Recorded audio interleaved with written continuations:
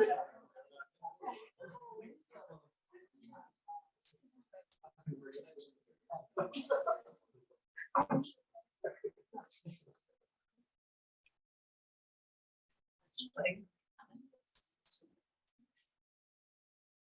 a seat. Please take a seat. I'm sorry. Yeah, I'm sitting down there too, so we'll be kind of on the hot seat there. All right, so let's get rolling.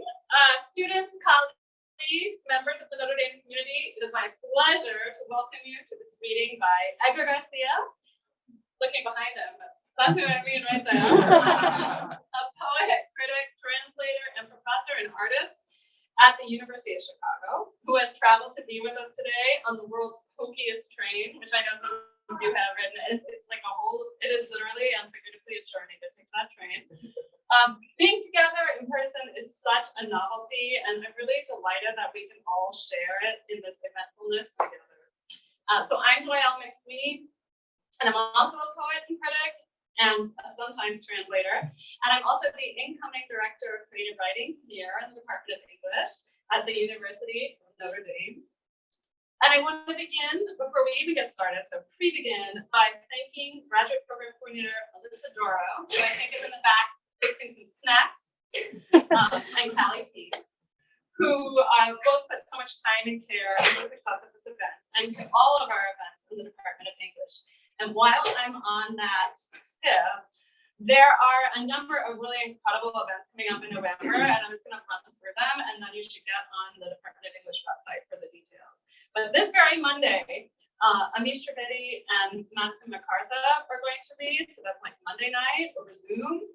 Then on Friday, amazingly, as part of the Literatures of Annihilation series, Wayne Reginald Betts is going to read, or in conversation about poetry. And that's like fresh off his MacArthur Genius Grant. So that's going to be really lit. And he'll be in conversation with James Ford III, who is a PhD graduate of Notre Dame. We have an MFA reading on November 10th. We have an evening with Laura Graff on November 18th. I skipped one already. On November 11th, we're going to have a special event right in this room, which is going to celebrate the first Spanish language edition of work by Tim Dlugos, who was an American poet of the 80s and 90s, who was an activist poet and very active in the downtown poetry scene in New York City and also in Washington, D.C., and who unfortunately died very tragically and very young, AIDS-related complications. And this translation has been performed by Carlos Alejandro, who is a PhD candidate in Romance languages. It's going to be a bilingual reading. It's going to be a celebration of a life. It's going to be a celebration of literary activism and what we can do for each other as artists and translators. So I'm really looking forward to that event. And that's going to be, I think, November 11th here in the afternoon. That's like a Thursday afternoon in this space. And then finally in November 19th, we're still working on November here. Sanala Ibrahim and Amiel Akaleh are going to be in conversation also for Literatures of Annihilation. So between all of that, there's some time going on. I'm excited that we can all do it together and or over Zoom, and I hope you will really try to be part of that. Because you're part of this tonight. Okay, so this is the point at most readings where the coordinator delivers a land acknowledgement. But on the occasion of Edgar Garcia's visit, I would like instead to offer a world acknowledgement. Because to quote Garcia's phenomenal book, Signs of the Americas, quote, native signs never stopped making the worlds of the Americas. And with that in mind, I acknowledge the continually present tense worlding of the Miami, Peoria, Potawatomi, Papagon peoples in this region and the here and now of the worlds that they are making. Perhaps this acknowledgement goes a small way towards entering our own event tonight into the continually ramifying and multifarious eventfulness of these worlds. So, Edgar Garcia's body of work so far includes a critical book, Signs of the Americas, Poetics of Pictography, Hieroglyphs, and Khipu, a poetry book, Skins of Columbus, and a forthcoming essay book on the Popol Vuh, entitled Emergency, Reading the Popol Vuh in a Time of Crisis. And he's also the author of works of collaboration in crisis and collage, working with other artists, including the visual artist Evan Giron, which you can't read that book because I have it out of the library, but I did make them buy it. So eventually I will give it up and put it back, and then you can read it because it's amazing. I was free associating there for minutes. sorry. So anyway, that body of work by this guy here, Edgar Garcia, entails a vivid, dynamic worlding, packed with emergent modalities, forms, textures, frictions, toxic, sublime, and dubious materials, and dream technologies and recordings, constituting a radiant and irradiating here's and nows. His work entails an intertemporal virtual archive of Indigenous, Central American, Anglo-American, European signs, and shows that these acts of contemporaneous worlding are inter and co-constitutive. So what draws me most to Garcia's project is its urgency, its linking of emergence and emergency, and its grounding in a cross-temporal here and now of convulsive negativity. In his treatment of the Kichimayan text of Popol Vuh, he shows how, against the permanent emergency of colonial violence, a Mayan criticality continuously and agentially emerges, even from the negativity of colonial wounding and would-be occlusion. No matter what genre Garcia is writing in, if it's dream fragment, prose poem, personal essay, or scholarly work, I feel the tearing of the emergency and the friction of emergence. I feel illuminated and singed by the sparks that are thrown up in the darkness. My own personal faith in the critical convulsiveness of negativity is in large part, and I am like a really faithful acolyte of that idea, so ask me more. I'll proselytize on the topic of the critical convulsiveness of negativity. And in large part, those ideas, just for me now, I'm not speaking of Edgar's work, is in large part informed by displaced and diasporic modern Latin American authors like La Tremont, Pizarnik, and Sucre Ramos, who, in their decadent methods, perhaps dimly sensed the flashing signals of the self-occluding gods and amplified these signals to countersign and resaturate modernity with critical and continuously self-replenishing darkness. Figure A. A final element of what feels continuously replenishing about Garcia's work is his dazzling commitment to the question as a profound, generous, and inclusive form. In each of his texts I've encountered, the summative moment comes as a pliant extrusion of questions. Here's one such rush that ends the preface to his critical book. Quote, how are the signs of the Americas a source of poetics in the realist sense, limited by material conditions that they also define, organize, and enliven? How are these signs indeed worlds, absorbing us into their realities, whether we perceive them or not? How are they here and now? As Garcia puts it in his poetry book, quote, you're not looking for wisdom, but for a world unfolding in dreams. That is, our goal should be not to come to the end of our querying, but to endure the propulsive, originary profundity of such criticality. A criticality he also links to the foundational acts of the Kichimayan gods. As Garcia puts it, quote, unlike the creator of biblical tradition, who creates by authoritative decree, these creators displace the fiat lux, let there be light, with something more like Komodo lux, in what way should there be light? With that question in mind, it is my true pleasure to welcome to the podium Edgar Garcia.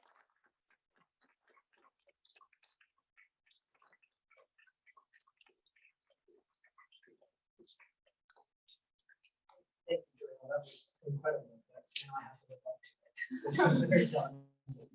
I very much appreciate the welcome, the invitation, and the opportunity to be here after 2 years in the making. This event was originally planned in 2019, and it's postponed again, until finally we have been able to do it. So I'm really happy to be here. Really thrilled to share some work with you. And yeah, it's just a joy for me too. Thank you. I'm going to share from 3 works. The first that I'll share from is from Skins of Columbus, the Dream Project. I'll say a few things about that in a minute. And then I'm going to share some translations of 17th century Nahua songs called the Cantares Mexicanos. Say a bit more about that before I read them. And then I'll get to the images that I have projected here, which are paintings by Caravaggio, Italian painter of the late 16th, early 17th century, around whom I am building a collection of sharded prose poems, seeing how Caravaggio is very much a painter of our time.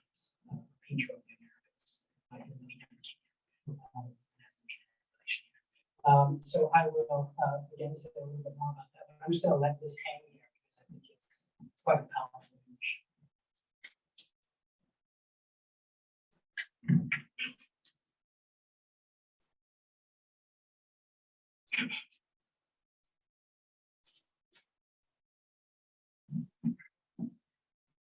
Skins of Columbus was a project about dreams, specifically about dreams not as repositories of psychoanalytical knowledge, but very much as repositories, places for historical reckoning.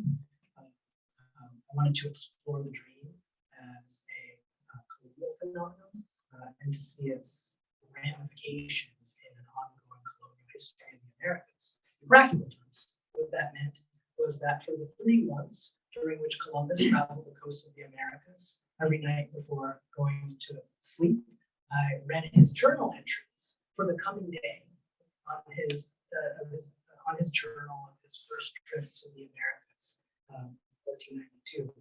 Notes throughout the night recorded my dreams. In the days, I wrote essays, poems, and made the art based on the figures, landscapes, motives, mythscapes, ideations, fantasies that emerged when my subconscious was given a opportunity to connect with the foundational colonial myths of the Americas, the journeys of Christopher Columbus.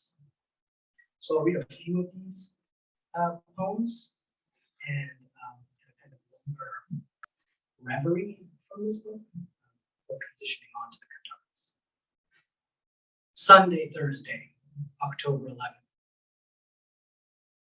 Roughest sea so far, 2 no seabirds on green reeds, a cane, a stick bobbing, carved iron, and a small board with marks like lizard hands, like little lights at the end of the hall, signaling pigs to squeal hopes of land. Through day we landed and saw the lizards upright like sideways F's or Y's, upside down, crippling their necks to look at us. Impossible words by force, by fish chopping water around us all. My Christ, my surrendering fish, I see what you signal to take the dinosaurs by force. Tuesday, Saturday, October 13th, and the days are named separately because October 14th, of course, fell on a different week. 2015. Tuesday, Saturday. To a broken planet came men, bellies and long hair, carved like spears, all wet like all playing games. They are a pleasure to watch, so flat, so slender, so fast. They split my world in 2 and 2, a dead body hiding in my skin. Wednesday, Sunday, October 14th. The island, sick, fearful, shouts to us, coming from heaven for help to us. Thursday, Monday, October 15th. Anchored daylight, free from shoals, hoisted sails, bracelets, legs, arms, crystals, the shape of diamonds. I touch to make them shudder and look away, and I could take what I want. Bracelets on their arms and legs and their ears, noses, and around their necks, plus some dry sliced leaves they prize. Friday and Saturday, Tuesday and Wednesday, October 16th. Watching an airplane crash feels like is what I feel like watching their canoes off the coast, subtending, making wobbly, half circles inside me, bags of human shit hanging from my lungs. I don't know how to describe it. The explosive fire across the water. Have you ever seen a plane crash? I haven't, but I fear what it feels like seeing all those people dip down.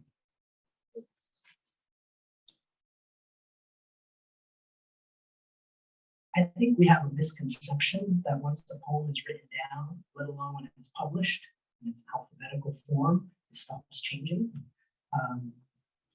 Poems continue to change in their meaning, their significance, your understanding of them, and the way in which you relate to them and to others through them. And my best example of this in this book was this long issue I'm reading, minutes to read, a traveled through Columbus. But then, a few years ago, when my dog was dying, and I was holding her in my arms as she was dying, old age, whatever, I felt the urge to find some way to ceremonialize her passing. So I played like Rosanna with her and some other wild jazz, and lit incense. And this was the poem that I read to her, which then became my dog dying poem. I am the serpent who takes its own eye. My fire steers out from destruction. I awaken to it like a human to his loneliness, stretching over counters and across streets I walk as if with feet into the sun and wind destroying me. I disparage the sunlight, step on my own back and push my face into the dirt. I try again to rise up like a tree to its bifurcation, splitting to prayer in silence. Whispering and I step off, afar, a star falling to earth, a meteor headed through the mesosphere to collision with my crawling shape. My body is fish through open air. I am silenced by my upper neck. There is some kind of swimming there. I follow deeper into the water where I dream I am a fat turtle, swinging my ass through piles of leaves. I laugh, sticking my head into a shell while a boy walks by, not noticing me. I am an old fart with wrinkles all over and weird ideas about economics. I think that people are searching through my trash. I throw fewer things away. I remember many things that have happened to me. Sometimes I experience deja vu 30, 40 times a day. When I crawl off to calm myself, I stop again thinking I've already tried crawling this way and without avail. My tongue presses frustrated worms against the roof of my mouth and I prefer the water. My body is fish with hardened scales inside. Its liver regenerates the folds to be used for prophecy. I read the folds on the tissue of blood and write the meaning out on the sand. Hominids squat to see my translation, but they do not understand. They watch me go back and forth on a platform. That beast, they whisper to themselves. I am beast with hot breath and the cool dawn. My power animal is the gnat. The land flows out from its eye and deltas a piercing angle. His wings cut across the wind like scissors, erratic and glittering. They fly up from the grass and circle above me, looking down, shining eyes, fearless and dull, a faint blur through the clear sky. I follow him and share his fearlessness and exaltation. When the mold thickens around my eye, I lose him. I wait, dimmed by the fading light, until I find him again, twisting like a raised blade of grass in the luminous air. He grows out of it like a cloud. It is cool, like the dawn, if it can be that the dawn is seen inclined vertically like a pool. I bend my head into the pool, entering hollow but stop halfway, half of me inside with the other out. Half a clock of blood thuds in time, cradled beside a silent twin. There is no speaking to him then, powerful and without form. Mist from silence issues effect, moving without words. It collects dissipated moisture to a throne. Pulling back, I am taken with a thought onto the throne, cool on my ass. And I hear him like a creature walking around on the roof above me. The roof is palatial, and though I am in it, I am not of it. Like a cock from its coop, my bowed feet to exposure step where I follow. I am thrilled by the howl of coyotes, although I fear them more than anything else. Those who walk silently in the shimmer of the moon force my ear open to the subtlest pieces of sound, the breath of trees and the hissing of shadows all over the hills, swallowed whole by my mind. I am voracious for tones, parallels, and perpendiculars. My claws leave definite lines measuring infinitude of miniature perceptions. I get ecstatic in attention in spite of myself. I am winged. I see it in the mirror still every time. It shocks me. I coil my wings into shells, a form of fire. If I had a hood, I'd hear a roar of lions when it pulled back from my neck. The story of the fish who ate the sea, or the rabbit who swallowed a limbless fish. The tide is itself, its opposite, enforceable bend. The people pushing toward refutation, meter push, while the eel dreams of limbs.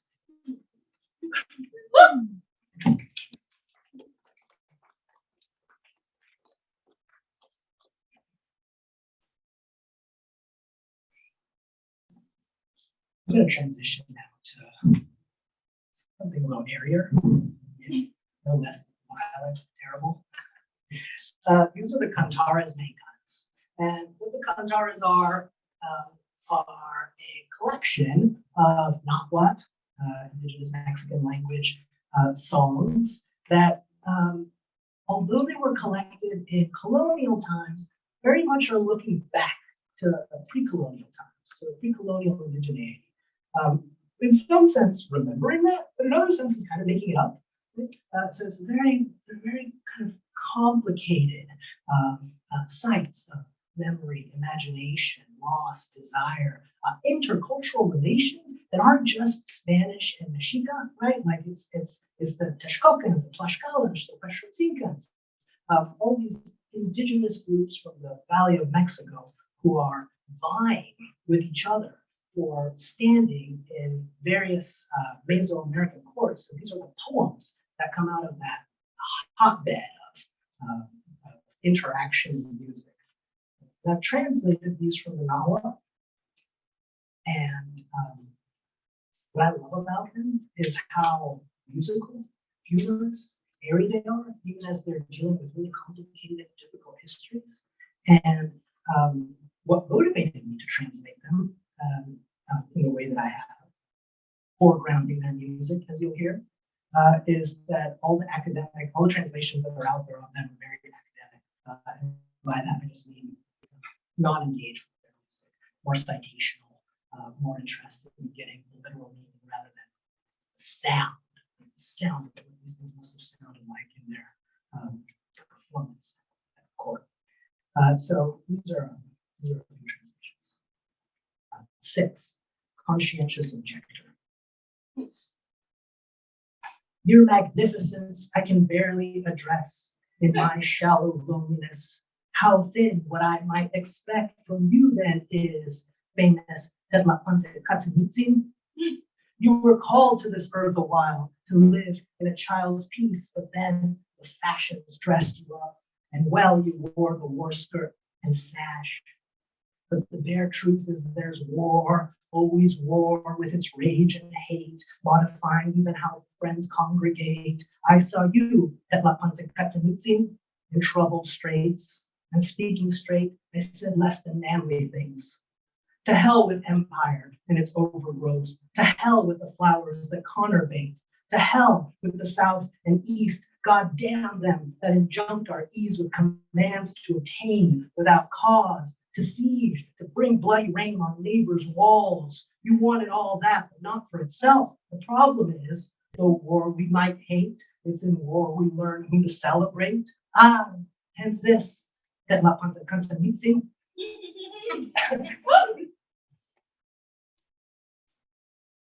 8. A politician has little to do when gone are the old retinues. A hairdresser has little to fix when gone are the Katok tricks. How could one lead or perceive a people who could no longer see themselves in the mirror, let alone see themselves in each other? Would that I could fetch old glass, shattered by the new rubrics. I'd put it back together at last, and this be called iconoclastic. Yes, we've got new life in Christ, precious life, a blessing from the homogenists. To put our memories back in order would break the spell of these one sayers. Would that I could fetch old shards, I'd take them to the underworld and show them to the princes there, sleeping, shattered to converse.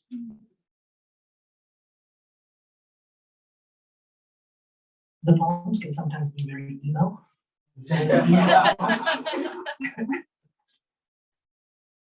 Truest regrets, I'm Truest regrets, I'm always upset. Apologies, I'm perpetually surly. I try to help myself, and yet no luck reaches me particularly. I don't necessarily want the riches. I wail and it's ruefully wretched. It's time to die, I worry. I may be then again with old friends, happy, fortunate in their company. Here, I hurry to scarcely depend on the cheap will of inane functionaries. I've neither the spirit nor the friends. I wail and it's timidly out of tune. It's time I die, I think. Let no one's heart be hurt to hear it. My blues aren't especially unique. I caught a bad wind somewhere in my orbits. Now I'm just another planet oblique.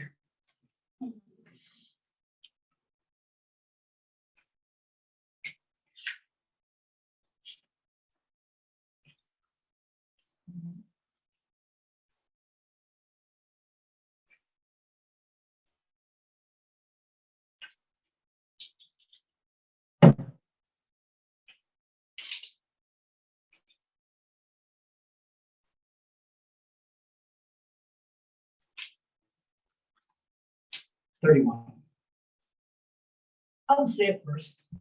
These songs are worth a flower in the purse, a verse to heaven's universe made for the earth from its grim course, and of course, adorned with what is interspersed, desire, hurt, endorsement, curse. I'll say it first. I'm poor as a horse with a flower in its purse. And where are you? You are entertained by the bargain, half drunk, self-disdain, liquid like paint spilled into the margin, a Barnett Newman, Francis Bacon, or Elaine de Kooning, ugly and sign, I, Totoquihuatzili, maligned. Yeah. Bring it. I'll say it first. I'm poor as a flower, intermittently consented side of itself. Last one for this collection. 33. Imagine yourself in a soap apple, squished in its world buttonhole, dappled with its tincture principle, its branches peopled with Quetzal's eagle and Christian the owl. How will you make your way back from that to the valley of Anahuac? You're singing there today, but even the trace of your jingle this way is marked by a tingle of being somewhat unaware. You are born there, shine there, and somehow your mind there is caught still in the cavernous, winding, impersonal grapple of the soap apple that ensanguines there. All right. Woo! Yeah.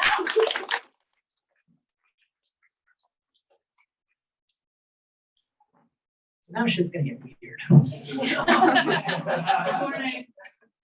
This is a new project on Caravaggio, Italian Renaissance painter, that I have become particularly enamored with because I feel this is an intuition, an instinct. I'm still trying to spit it out, understand it. I feel that Caravaggio gets the Americas without ever having painted or engaged with or been to the Americas. And what I mean by that is the mode that he's best known for, tenebrism, light and dark, dramatic tension, opposition, is constitutive of what it means to be a person of the Americas in our various oppositions from indigenous to colonial, migrant to native, the frameworks that make us, the constant oppositions that we live in as beings in the Americas seem to be prefigured by Caravaggio, and also, interestingly,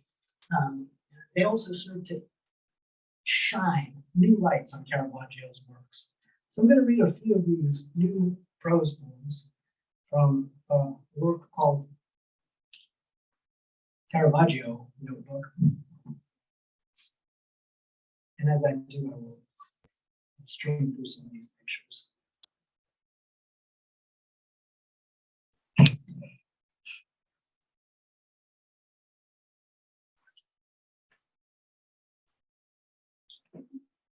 Oh, I should say something about Caravaggio too. Aside from being a phenomenal painter, right, that could paint like a god, as you can see, he was also this wild criminal, right? Bandit, outlaw, murderer, constant thief, constantly on the lam, had a price put on his head by the Pope, he had to run away to the island of Malta, made a knight of Malta, screwed them over, so they wanted to kill him. He's the fact of violence becomes really important for my correlation of Caravaggio with the Americans. Today is a good day to stand before judgment. Celestial judgment diminishes itself when it bothers with contemporary troubles, but troubles and the charges they shake into waking life when you rub your struggling eyes and look closely, start to look a lot like a kind of creativity so unexpected that it seems divine, primordial, even unprecedented. That is godhood, in fact, not immutable or outside time, instead constantly entwined with and responsive to difficult actions in time, changing in relation to the changes of the world. This new resident of the holy mansion of creation can see all its previous residents, sense their spirits or souls traced in the nooks and enclosures there, the lives lived, histories revealed, thoughts thought, catastrophes felt, and their own passing tendency quietly but not invisibly concealed. 2. Touching that tendency with a glob of paint, forced steady from a shaking hand, the artist becomes an archivist of the first moment of time, as new as it is accreted on the canvas, already saturated. The artwork never feels so new as when it can perceive its own historical accretion. The gods are never so alive as when they feel the blade's edge of finish.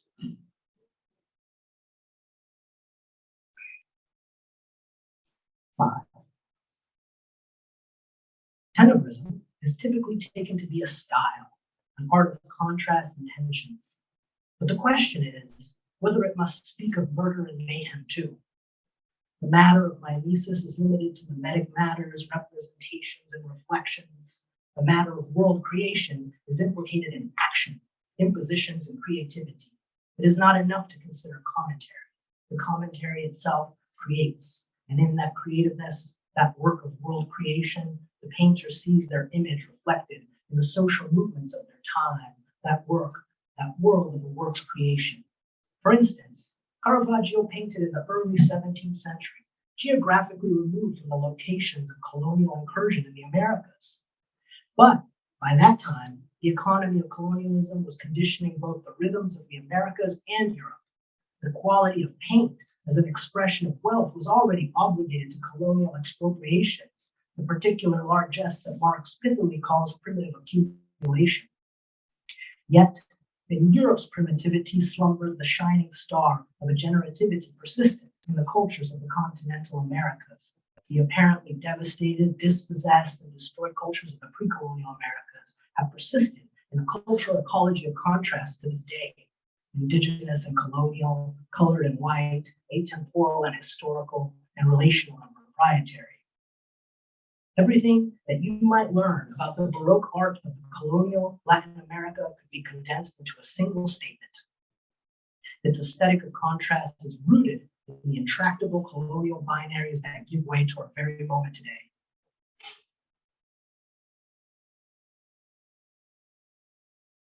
There are 2 things that anyone who wants to know about the Americas should take away from this epical instance. 1, colonialism thrives on intractability, and 2, Caravaggio was the first to see that particular problem. Without naming or even designating it, his tenebrism came to define 5 centuries of self-identification and anxiety and social and cultural formation of what it means to be Latin American, mixed up in cascading contrasts of nativity and migration, faces and masks, illumination and obfuscation, reverence and irreligion, race and nationalism, violence and vindication, and defining that, he saw the possibility of bodies and torturous embodiment.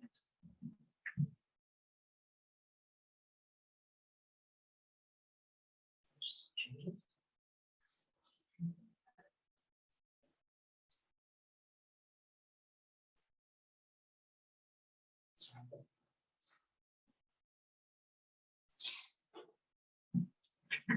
Like Pasolini, Caravaggio was found dead on a beach in Italy, likely killed. Sorry. I'm sorry. That's the way you were very active. Now you're about to disagree.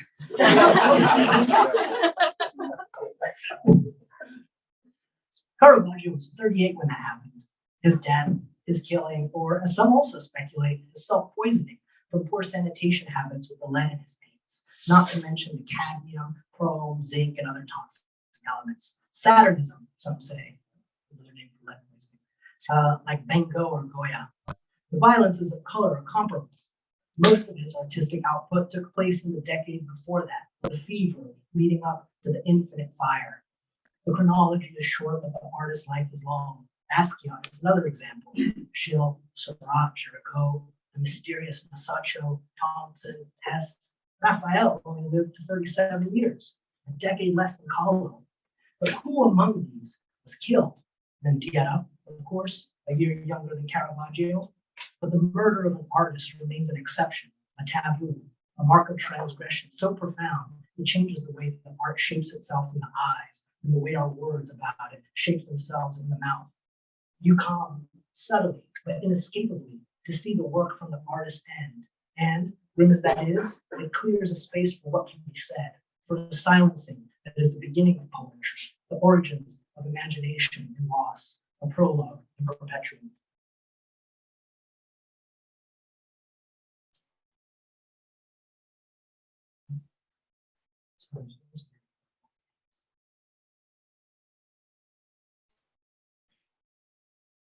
There's a lot of stuff that I'm skipping over that has to do with Tupac Shakur, Pasolini, Frida Kahlo, Caravaggio's incarnations in the Americas.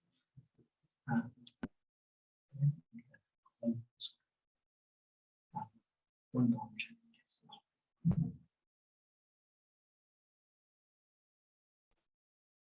these really good. That's like about Tupac for me. This is really interesting because of those hands, the perspectivism of the hands. Cleopas's hands. Look how huge that hand is. His right hand is. It's bizarrely large. Reading of them.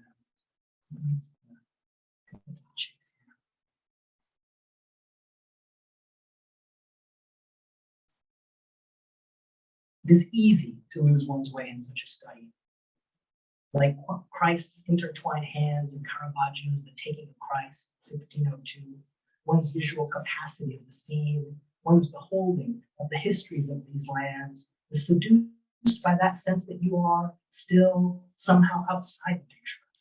Only in that way can you sense the immediacy of the appeal of the soldier's black and gold glistening armor, painted as if by a god who can give light to darkness itself, an illuminated pauldron leading in a glimmering arc upward to the unfolding passions of the other captors. First, just a nose, then a nose and a mouth, then a nose, mouth, and eyes.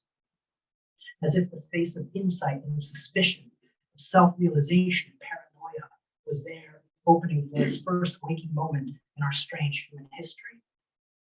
They are like angels of a derelict apocalypse. It is there, clearly, yet where is it today? Here, obviously. As Christ is kissed by the traitor Judas, he pulls his saddened, remarkably unrepulsed face away, while also pulling the outer metacarpals of his hand up in an uncomfortable, almost tortured escape from the pain's action. Just as those outer fingers flee the scene, though their host is wholly captive to it, his head's waving hair twists with that of the man behind him, possibly John, who shrinks as if estranged in pain at having to absorb the hair, head, and intellection of the genius Christ. Does every death give such critical potential? Is each one its own derelict apocalypse? My best friend, when I was a very young boy, around 3 to 5 years old, just old enough to pretend that she, of the same age, was my girlfriend without really knowing what that meant, was later murdered by her husband in her bed, a small bed which they shared with their baby in a small rented room in Hollywood, less than a block away from where I grew up and played with her. He strangled her while their child slept there, a child then perhaps half watching in the first waking moment of eternal sadness, anger, and shame. Her name was Deborah, like the biblical prophetess who told the Israelite general Barak to go kill his enemies, that he would be protected and blessed in doing so. And afterward, who sang with him, "Thus let all your enemies perish, O Lord, but let those who love him be like the sun when it comes out in full strength." Reading that and considering that that was the intellectual domain in which Caravaggio was given his means to paint, you might forgive him for confusing the lightning for the dawn, violence for the holy fire, shining armor for the glories of revelation, or not. My aim here is not to convince you of his innocence.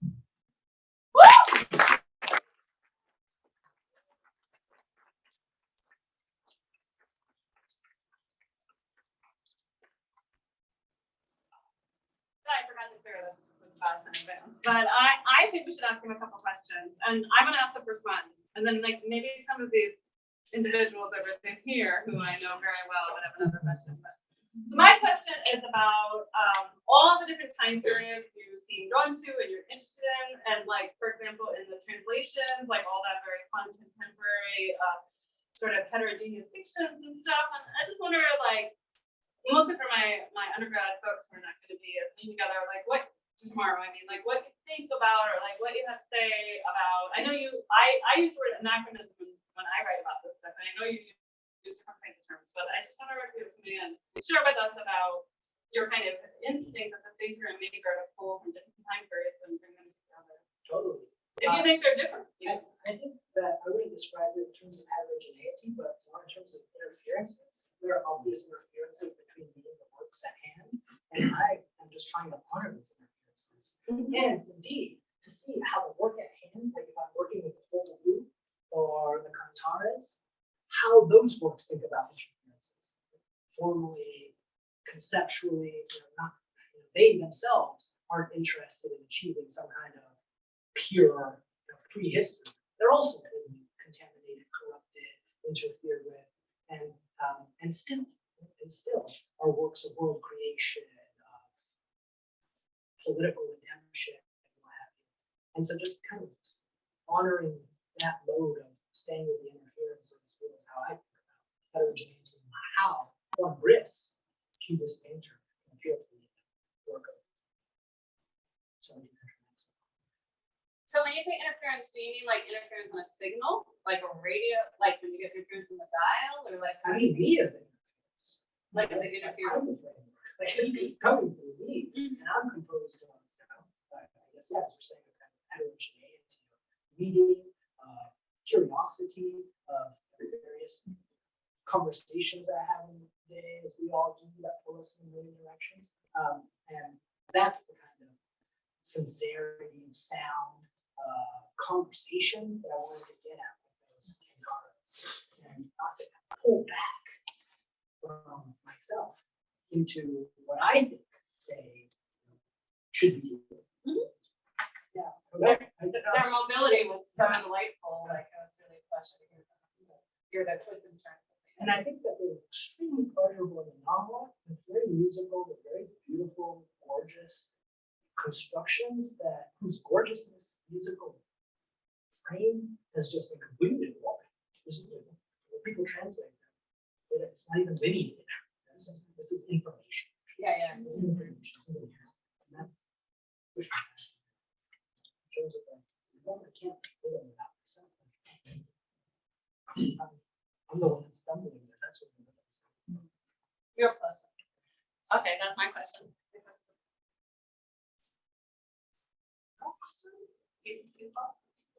So you said that when you're like Columbus, your dream poems, you like read Columbus's journals first and then like went to sleep and just like fit in there. But how did you let yourself dream the dream that was intended for you as opposed to like lucid dreaming Columbus, if that makes sense? It leads back.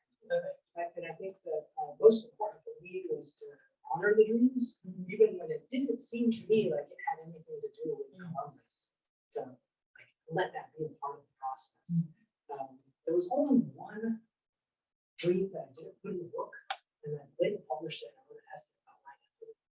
It was a dream about Trump. I was like, God, I just don't want it in my book. I don't care. That's like the one thing that makes. I just don't want it to be like another Trump. I just don't want it.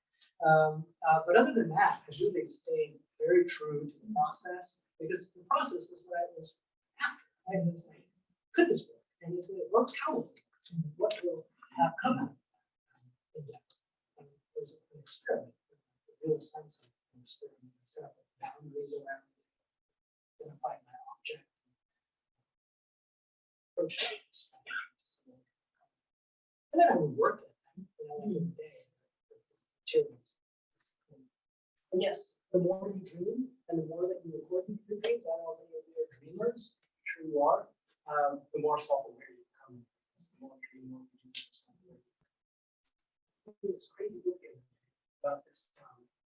It's about consciousness and dream consciousness.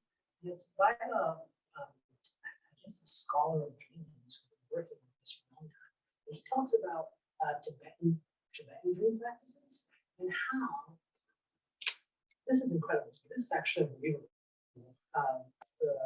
The highest kind of dreaming that you can achieve is not just lucid dreaming, but but getting to a point where you can become lucid and then meditate. Wow. To me, that's like, like the control and the passivity, the holding, the not holding. That seems like I just can't go with that. What do you think dreams are? I think that they are where your personal self doesn't end at the limits of your personal skin. I think it's the place where we are most interpenetrated by other people, by history, by other realities, by the worlds of others, and the place in which we can impose ourselves most easily into other people. So I think it's where the self becomes selfless. And that's why I don't really like the Freudian interpretation of dreams, because it singularizes, it individualizes, it separates. It's designed to separate because it's based on like pathology, that isn't based on osmosis. What are you pulling it down, push it down under the body of yours? It's like, how is it being opened up? You know? How is it opening up?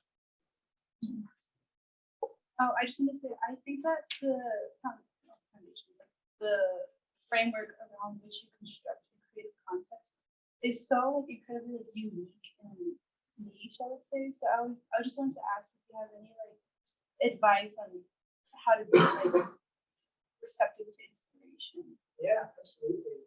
I can talk more about blockage and the kind of blockage I had to go, that I had to get past at one point in my writing, and that often comes up, which I think is related to inspiration, but may be helpful. And that is like, for a long time, I felt really scared to deal with difficult material, right? Politically difficult, intellectually difficult, aesthetically. I felt like there was this like hazard, danger signs around it. And the only way that I came to be able to get past that, and I tell students, is a way to get them to feel confident in difficult materials, is you just have to acknowledge the difficulty. Right? You just have to make that difficulty a part of practice. That hole between you and the thing you want to get to that you have to jump over, that's the poetry. I think that's the work.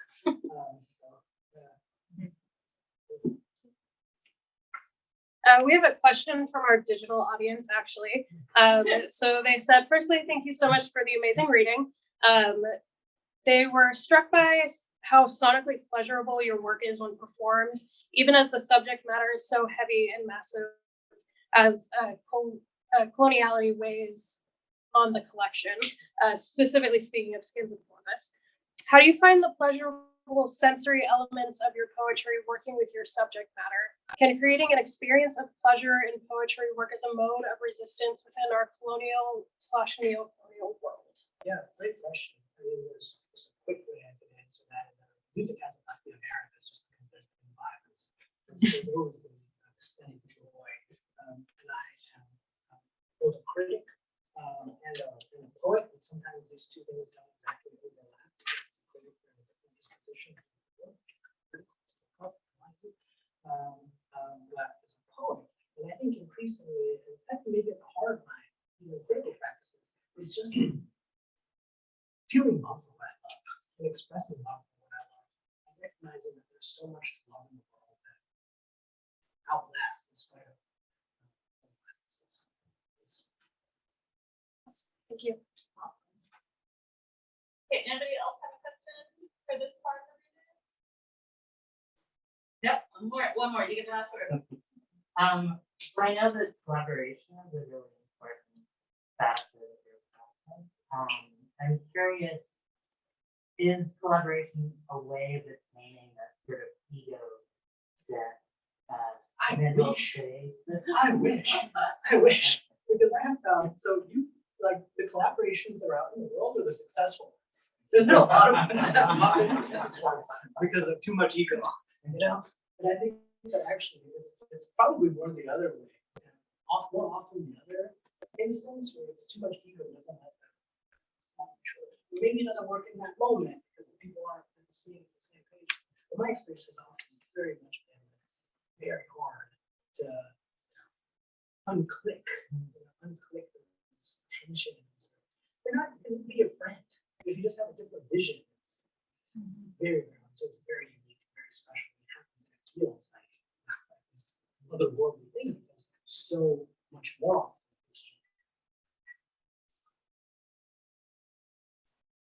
All right, so I think now we should do like a bit of a break, but not a total break because people should just come up and talk. But in the meantime, thank you.